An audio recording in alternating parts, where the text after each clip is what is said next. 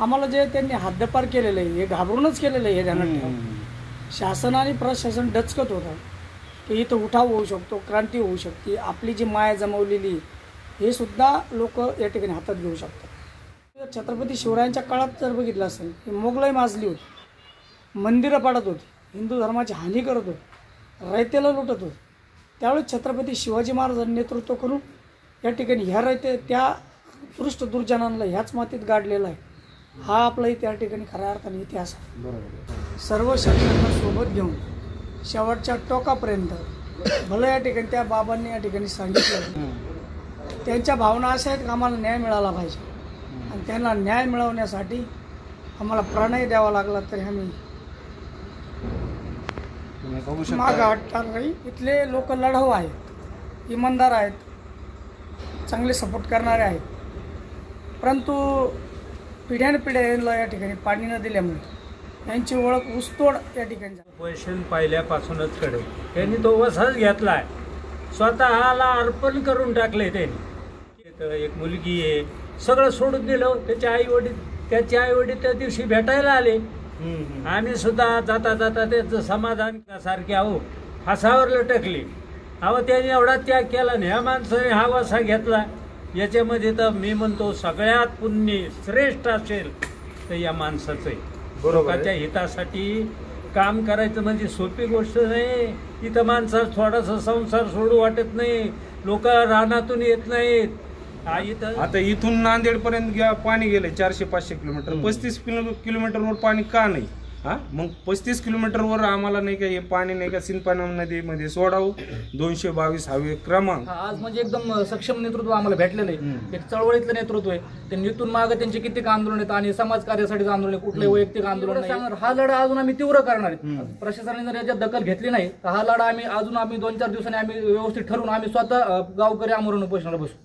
कारण वैजापूर भागातून अजय पाटील साळुंखे हे का आले तिकडं, तर त्यांना त्या भागात किंवा महाराष्ट्रात कुठेही जर अन्याय झाला शेतकऱ्यांवर किंवा दुसऱ्या कोणत्याही प्रश्नावर तर ते धावून जायचे, उभे राहायचे आणि प्रशासनाच्या विरोधात आवाज उठवायचे न्यायासाठी। तर त्याच्यामुळे त्यांना त्या भागात फिरायला बंदी आणली। हे म्हणजे एका चांगल्या काम करणाऱ्याला, समाजसेवकाला, देशभक्ताला जर अशी वागणूक ह्या भाजप महायुतीच्या सरकारमध्ये भेटत असेल तर हे प्रश्न नक्कीच या सरपंचाचे जे आहेत की चांगली देशभक्तीचं चांगलं फळ, चांगलं बक्षीस दिलंय, हे एकदम बरोबर बोलले। आता काय तर समजा ते आता कोणत्या मागण्या घेऊन बसले तिथे? आता आमची सगळ्यात मूळ मागणी ही आहे की या जायकवाडीचं धरणाचं पाणी जे की आमच्या हक्काचं आहे। हा, आता इथून नांदेड पर्यंत पाणी गेले 400-500 किलोमीटर, 35 किलोमीटरवर पाणी का नाही? हा, मग 35 किलोमीटरवर आम्हाला नाही का हे पाणी नाही का सिंदपाना नदीमध्ये सोडावं। 222 क्रमांक आता नवीन 61 क्रमांकनी एक पाटाची लाईन काढून हे नाही का म्हणजे गुंदावड गाव ह्या भागात जे वंचित गाव आहे, हा काय तांदळ गावचा नाही, आम्ही सगळ्या गावासाठी भगवानगडाच्या पायथ्यापासून नाही का जनजागृती करून हा सगळ्या गावाचा लढा आहे। आणि ह्यातून हे नाही का 140 गाव मेन आहेत, म्हणजे त्यांचे नाव आणि सक्रिय सभासद म्हणजे सहभाग आहे। परंतु ह्याच्या आजूबाजूचे बी गाव बरेचसे येणार आहेत, ह्यात ऍड होणार आहे। आणि जे बी राजकीय लोकांना जर ह्या गोष्टीत जर कळल्या, ह्यांना त्यांचा जर फायदा कळाला, हे जर काम पुण्याचं काम केलं तर नाही का हे लोक त्यांना आयुष्यभर बी नाही का विसरणार नाहीत। जेणेकरून हे बीड जिल्ह्यात ऊसतोड कामगार म्हणूनच ओळख आहे। हा, ती ओळख बुजून ज्या व्यक्तीने आपल्या ही ओळख बुजवली त्या व्यक्तीचं सुद्धा ह्या ठिकाणी नाही का नाव घेतल्याशिवाय राहणार नाही। बरोबर आहे। या ठिकाणी जर एखाद्या लोकप्रतिनिधीने या आंदोलनाचा किंवा या सगळ्या मागण्याचा विचार केला तर नक्कीच त्याला लोक विसरणार नाहीत। तो या आंदोलनात पहिल्या दिवसापासून सक्रिय आहे, त्याच्या अगोदर पण गावोगावी तो फिरतोय। अगोदरच्या आंदोलनात शिरसला सहभागी होतात का तुम्ही? तेव्हा पण म्हणजे 1-2 वेळा भेट दिलेली, पण तेव्हा तर आम्हाला एवढं काही कल्पना नव्हती किंवा काही लोकांना वाटलं याचा काय फायदा आम्हाला होणार आहे। पण अक्षरशः जेव्हा आम्ही फिरलो होतो आणि कळालं की हा प्रश्न काय, जेव्हा समजून घेतलं की पाण्याची गरज कोणाला की फक्त यांनाच नाही आहे बाबा, हे पाणी 140 गावांना येणार आहे आणि त्या 40 गावांना आल्याच नंतर फक्त तेवढंच नाही की अजून 200-250 गाव म्हणजे पाण्याखाली येणार आहेत। बरोबर, शिरस मार्गाच्या आंदोलनामध्ये दिशा सगळ्या जणांची दिशा होती, पण एक नेता नव्हता। म्हणजे एक चळवळीला चालायला कुणीतरी एक प्रमुख पाहिजे मार्गदर्शक, तर त्यावेळेस नव्हता। आज तो मार्गदर्शक भेटला असं वाटतं? हा, आज म्हणजे एकदम सक्षम नेतृत्व आम्हाला भेटलेलं आहे। एक चळवळीतलं नेतृत्व आहे। त्यांनी इथून मागे त्यांचे कित्येक आंदोलन आहेत आणि समाज कार्यासाठीचं आंदोलन आहे, कुठलंही वैयक्तिक आंदोलन नाहीये। आज जर त्यांची परिस्थिती पाहता 3 दिवस झाले अजून कुठल्याही प्रशासनाने त्यांची म्हणजे पायी जशी दखल घेतलेली नाहीये आणि ती दखल ती आधीच घ्यायला पाहिजे. काल कोणतरी मंडळ अधिकारी आलते तर त्यांनी काय ते आधीच यायला पाहिजे. त्यांनी काल येऊन काय आमच्यावर उपकार केलेले नाहीये. तर आम्ही एवढं सांगणार, हा लढा अजून आम्ही तीव्र करणार आहेत. प्रशासनाने जर याच्यात दखल घेतली नाही तर हा लढा आम्ही 2-4 दिवसांनी आम्ही व्यवस्थित ठरवून आम्ही स्वतः गावकरी आमरण उपोषणाला बसू. बघू शकताय, जर मंडळ अधिकारी येऊन दुसऱ्या दिवशी येऊन जर ह्या आंदोलनाची फक्त कागदोपत्री नोंद करीत असेल, पण तातडीनं वरती हा रिपोर्ट जायला पाहिजे. या 3रा दिवस आहे आज हा उपोषणकर्त्याचा, आणि उपोषणकर्त्याच्या या अगोदरच्या आंदोलनामुळे त्यांचं शरीर स्वास्थ्य खराब आहे, त्याच्यामुळं ही तातडीनं त्यांनी या गोष्टीकडे लक्ष द्यायला पाहिजे. या ठिकाणी अजून पण बाबा आहेत. बाबा इथं काठीवर आलेले आहेत. बाबा, काय सांगाल, उपोषणाची गरज म्हणजे का भासली आहे की आज हा लढा तीव्र झाला? हे असं आहे, हिंदवी जनक्रांतीचे प्रणेते एवढंच नाही तर ज्यांनी त्यांनी असं माझी आणि त्यांची भेट झाली सहज अशा रीतीने. तर त्यांनी मला सांगितलं की बा तुम्ही काय याच्याबद्दल हे करू शकता. तर मी स्वतः त्यांना घर दिलेलं राहण्यासाठी. तुम्ही इथले का? हा, स्थानिकच आहे मी स्वतः ते राहत होते दर्यामध्ये महादेवाच्या मंदिरामध्ये. त्यांना मला अशा उघड्यावर राहून रोज पाऊस येतोय. तुम्ही अशी मानतं प्रणेते संस्थापक आहेत. हे आंदोलन सुरू होण्या अगोदर पाटील इथंच राहिला. हा, म्हणजे त्याच्या अगोदर जनजागृती केली त्यांनी. लोकांमध्ये सांगितलं की बा मी याच्यासाठी आलेलोय. मी माझी आजपर्यंत 5 ते 6 एकर जमीन याच्या पायी गेलेली. हा, एवढंच नाही तर मी खूप त्या कालन त्याच्यासाठीच मी हा वसा घेतलेला आहे. कोणत्या गावात मी जातो, कोणत्याही जिल्ह्यामध्ये जातो, आणि त्या ठिकाणी मी भरपूर अशा प्रकार लोकजागृती करतो की बा तुमचे काय प्रश्न आहेत, नेमके काय आहे. ज्या भागामध्ये दुष्काळी आहे, जिथं पाण्याची टंचाई आहे, अशा भागामध्ये जाऊन ते नेहमी कार्य करतात. मग एवढं सगळं त्यांनी त्याग केला, एवढी जमीन त्यांची गेली या जन आंदोलनासाठी, त्यांचं तारुण्य त्यांनी अर्पण केलं या सगळ्या गोष्टी. पण त्याचं बक्षीस म्हणून त्यांना तिकडे जायला बंदी घातली शासनानं? नाही, शासनाने काय केलं, शासन हे कधी कुणी उठाव करीत असेल, नेतृत्व करीत असेल, अन्यायाविरोधावर लढत असेल, ते कधी हे होणार राव. यांना दाबायचं काम करायचं. मग यांना काय केलं की यांना 4 जिल्ह्यातून हद्दपार केलं. चांगलं बक्षीस दिलंय. हा, अहो हे करायला नाही पाहिजे शासनाला उद्या घातक आहे. बरोबर. एक लक्षात घेऊ शकताय, पाठीमागचे जे आंदोलनकर्ते आहेत अजय पाटील साळुंखे यांची जवळपास स्वतःच्या वडिलोपार्जित 5-6 एकर जमीन, त्यासोबतच त्यांचं तारुण्य, त्यांचं घरदार संसार जर सोडून ते शेतकऱ्यासाठी गोरगरिबासाठी लढत असतील, आणि त्याचं जर बक्षीस त्यांना जर त्या भागात बंदी, तडीपार अशा गोष्टी करून त्यांचं चारित्र्य हनन करण्याचा प्रयत्न होत असेल, तर हे समाजाने लक्षात घेणं गरजेचं आहे. आज हे आंदोलन करते त्या भागातून या भागाचा विकास व्हावा, या भागातील जनतेला चांगलं लाभ व्हावेत, या भागातील बेरोजगारी नष्ट व्हावी, या सगळ्या गोष्टीसाठी ते उपोषण करत आहेत. आणि ते उपोषण चालू असताना आज 3रा दिवस आहे, अन्न घेत नाहीत, ते पाणी घेत आहेत थोडं, आणि तरीही दखल घेत नसेल तर मात्र हे या सरकारला काय नाव द्यावं हेच प्रश्न आहे. बाबा, काय सांगाल, उपोषण आज कडक आहे एकदम? हा, यांचं उपोषण पहिल्यापासूनच कडक. त्यांनी तो वसाच घेतलाय, स्वतःला अर्पण करून टाकले त्यांनी, की कोणत्या गावात गेले, कोणत्याही जिल्ह्यामध्ये गेले, तालुक्यामध्ये गेले, त्यांनी मला असं सांगितले की आपलं हे कामच आहे. माझी बायका मुलं, त्यांना 2 मुलं आहेत, 1 मुलगी आहे, सगळं सोडून दिलं. त्याचे आई वडील त्या दिवशी भेटायला आले. आम्ही सुद्धा जाता जाता त्याचं समाधान केलं की जे माणसं लोककल्याणकारासाठी, लोकांच्या हितासाठी झटतात, अहो जाऊ दे ना, हो उद्या हे मोठमोठे महात्मे भगतसिंगासारखे अहो फासावर लटकले, अहो त्यांनी एवढा त्याग केला, ह्या माणसाने हा वसा घेतला. याच्यामध्ये तर मी म्हणतो सगळ्यात पुण्य श्रेष्ठ असेल तर या माणसाचं आहे. लोकांच्या हितासाठी काम करायचं म्हणजे सोपी गोष्ट नाही. इथं माणसाला थोडासा संसार सोडू वाटत नाही, लोक रानातून येत नाहीत, इथं त्यांना भेट द्यायला येत नाहीत. काय सांगावं, तरुण मंडळी, आमचे म्हातारे माणसं, आम्हाला तर चालताच येत नाही. पण आम्ही जेवढं करता येईल त्यांना, जेवढी साथ देता येईल, लोकजागृती करू आम्ही. काय नाव बाबा तुमचं? माझं नाव भारती, संपत भारती. तुम्ही या बाबाची प्रतिक्रिया ऐकत असताना त्यांच्या डोळ्यामध्ये अश्रू बघितले असतील. तर खरंच एक सांगायची गोष्ट आहे की आज 3रा दिवस आहे हे उपोषण जनसामान्यासाठी, शेतकऱ्यांसाठी. आणि जर ह्या उपोषणाची दखल आज आपण घेतली नाही, भगवंत सगळ्यांनाच एकदा संधी देत असतो, ईश्वर सगळ्यालाच संधी देत असतो. ही संधी न ओळखता जर आज आपण घरामध्ये बसलो, शेतामध्ये गेलो, तुमच्या शेतीसाठीच हा लढणारा योद्धा आहे. आणि त्याच्यासाठी जर तुम्ही आज घरातून बाहेर न पडता आपल्या घरात बसले असतील, हे कुणीतरी तांदळ्यावाल्यांनी सुरू केलं आहे, नवनाथ गवतेंनी सुरू केलं आहे, शेंबडेंनी सुरू केलं आहे किंवा भारतींनी सुरू केलं आहे, आपले वैरदावे आहेत, हे कोणत्या पक्षाचे आहेत, हे तडीपार माणूस आहे, असे जर वल्गना करीत असताल तर तुमच्यासारखे घरात बसून वासे मोजणारे तुम्हीच, असं या माध्यमातून ठरलं जाईल. कारण एखादा माणूस तडीपार होत असेल किंवा एखाद्या गावाची बंदी असेल त्याला, तर ती बंदी त्याने वैयक्तिक काही गुन्हा केला ह्याच्यासाठी नव्हती, तर त्यांनी जी लोकांसाठी जे चळवळ उभी केली होती, त्या भागात त्यांनी शेतकऱ्यांसाठीचा मोठा लढा उभा केला होता, त्या माध्यमातून त्यांना ह्या सगळ्या गोष्टी झेलाव्या लागलेल्या आहेत. अजय पाटील हे आज 3रा उपोषणाचा दिवस आहे, आपण त्यांच्याकडे जाऊया. पाटील एकदम अस्वस्थ आहे सध्या, म्हणून थोडं बोलण्याचा प्रयत्न करूयात. पाटील, काय सांगाल, तांदळा गाव तुम्हाला कसं सापडलं आणि या भागात तुम्ही उपोषण करत आहात, काय भूमिका आहे यामागची?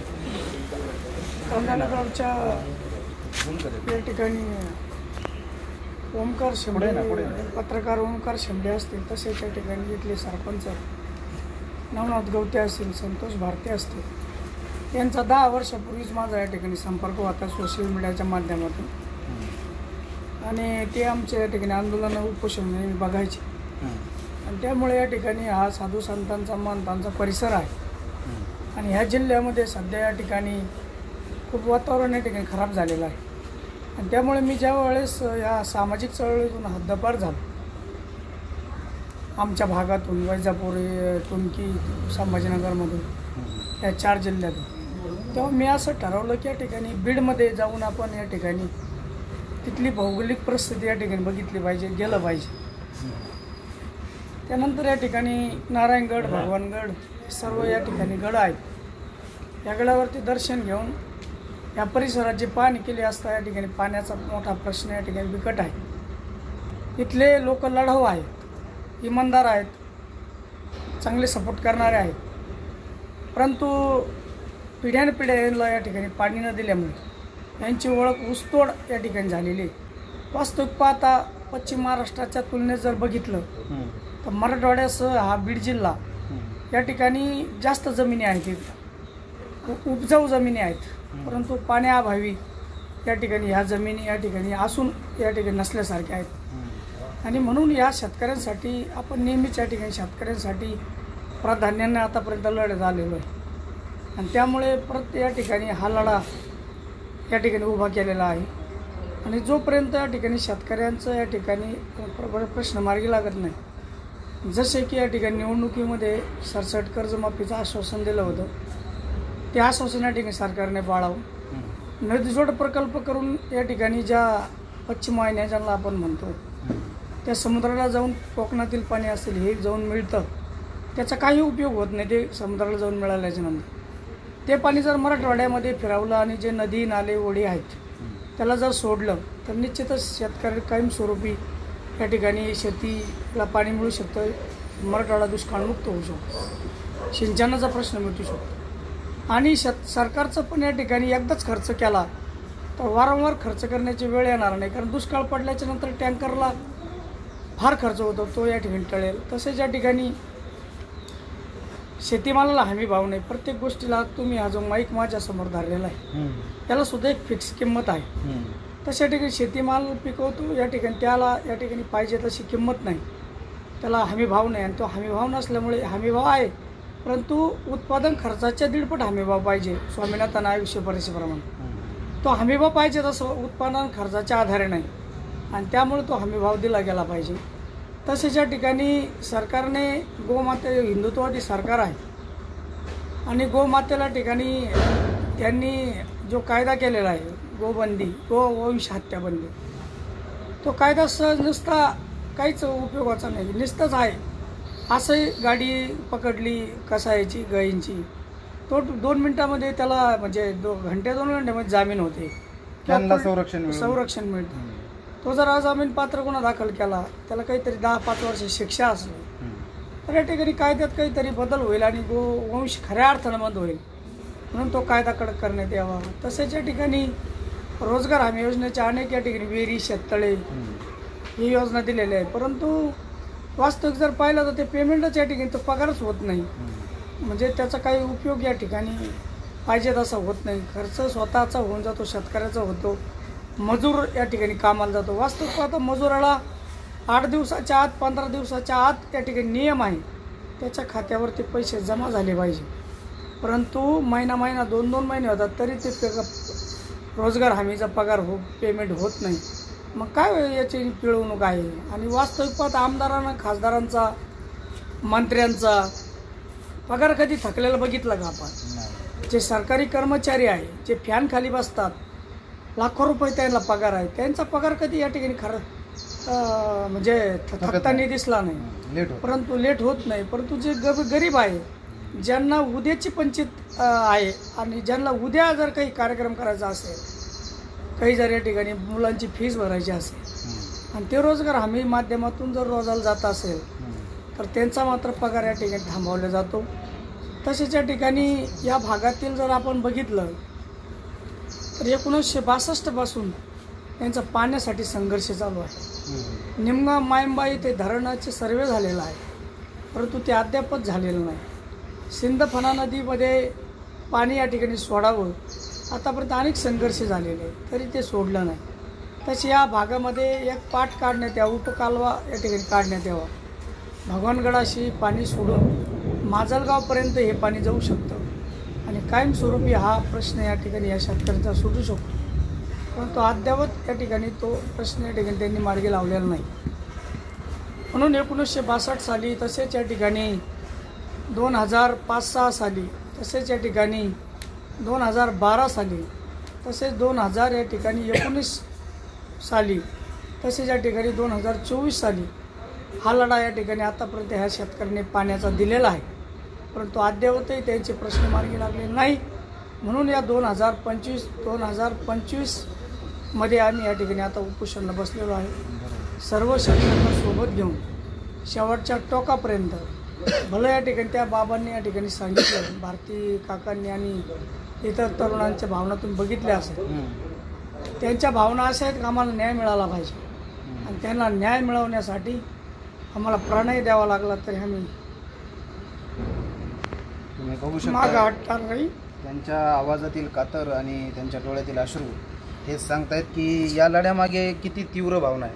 आपण गेल्या 2 वर्षापासून संघर्ष योद्धा माननीय जरांगे पाटील यांचं आंदोलन अतिशय जवळून बघितलेलं आपण देणारी माणसं आहे आणि आज तोच वसा घेऊन आज या ठिकाणी सोडू शकते, म्हणून त्यांनी जी माया या ठिकाणी भ्रष्टाचाराने कमावलेली आहे ती जर यांना शेप ठेवायची असेल तर या ठिकाणी उपोषणाची यांनी दखल घेतली पाहिजे.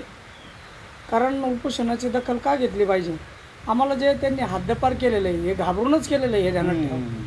शासन आणि प्रशासन डचकत होतं की इथं उठाव होऊ शकतो, क्रांती होऊ शकते, आपली जी माया जमवलेली हे सुद्धा लोक या ठिकाणी हातात घेऊ शकतात.